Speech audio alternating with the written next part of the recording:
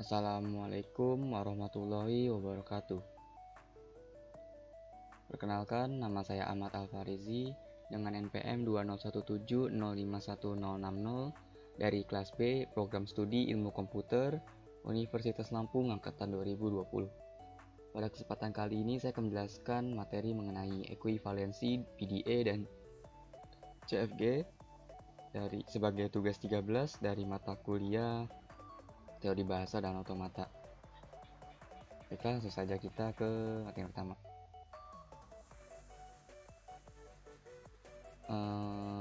Pada ekuivalensi PDA dan CFG terdapat ketiga kelas bahasa berikut yang mana adalah kelas-kelas yang sama. Kelas yang pertama yaitu CFL, yaitu bahasa yang didefinisikan oleh CFG. Kemudian kelas yang kedua, bahasa yang diterima dengan final state oleh suatu PDA. Kemudian kelas yang ketiga, bahasa yang diterima dengan abstract oleh suatu PDA. Ini adalah contoh gambarnya: grammar, PDA by empty stack, kemudian PDA by final state.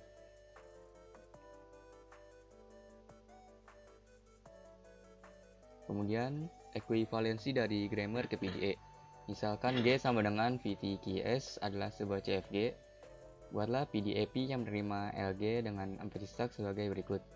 P sama dengan Q TV union concat T delta QS, di mana fungsi transisi concat didefinisikan oleh yang pertama untuk setiap variabel A delta concat Q epsilon concat A sama dengan Q beta, di mana A menuju beta concat adalah sebuah produksi dari G.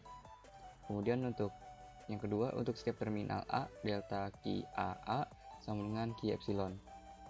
Dengan teorema, jika PDA-P dikonstruksi dari CFGG dengan konstruksi di atas, maka NP sama dengan LG.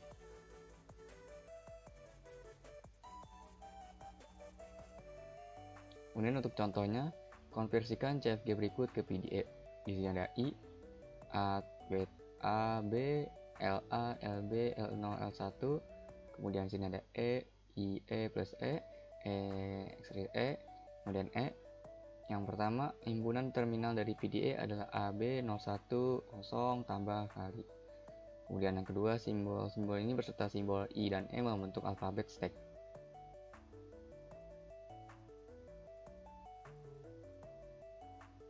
Untuk fungsi transisi PDA-nya adalah yang pertama, delta Q epsilon I, di mana ada Q A, Q B dan seterusnya.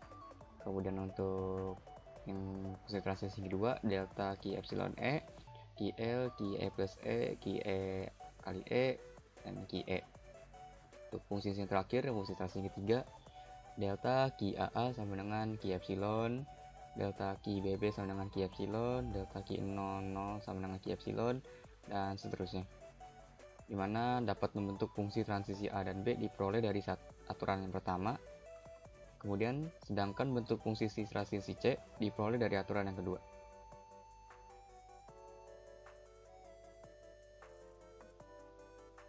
Konstruksi PDA dari CFG. Misalkan ada sebuah CFG, G sama dengan V sigma SP. Kemudian dari CFG tersebut dapat dibuat PDA-P sama dengan Q sigma 2 delta Q0 Z0F yang menerima LG dengan final state LP sama dengan LG. Kemudian konstruksi dapat dilakukan sebagai berikut. Didefinisikan yang pertama Q sama dengan Q0, Q1, Q2. Kemudian untuk start state-nya dimulai dari Q0 dan final state-nya adalah Q2, dan ini sama dengan P union sigma union Z0.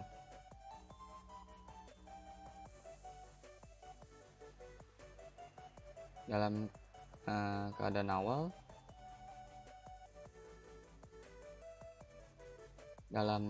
awal, PDA mempush Z0 pada top stack. Kemudian yang kedua, jika top stack dari simbol stack adalah suatu non-terminal, misalnya di sini adalah A, maka top stack tersebut diganti dengan bagian body dari produksi yang headnya A. Misalnya AX, maka top stack diganti X. Dan yang keempat, jika top stack dari simbol stack adalah sebuah terminal, dan jika top stack tersebut menyamai simbol masukan berikutnya, maka top stack tersebut.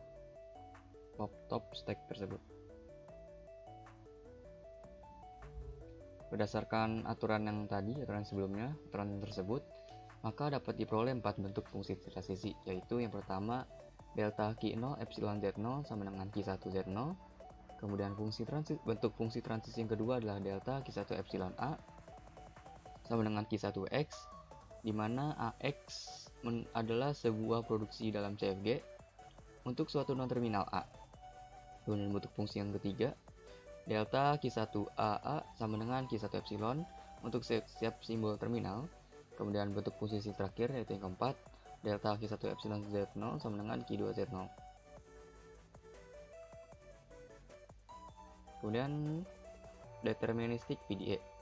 Sebuah PDEP sama dengan Q0 sigma 2 delta Q0 Z0F adalah deterministik atau yang bisa disebut dengan atau bisa disingkat dengan DPDA, di mana D adalah deterministik, ini adalah PDA.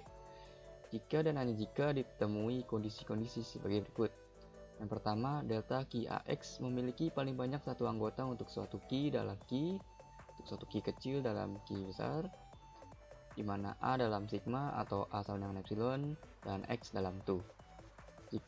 Lalu yang kedua, kondisi yang kedua, jika delta Q AX tidak kosong untuk suatu A dalam sigma, maka delta Q epsilon X haruslah kosong.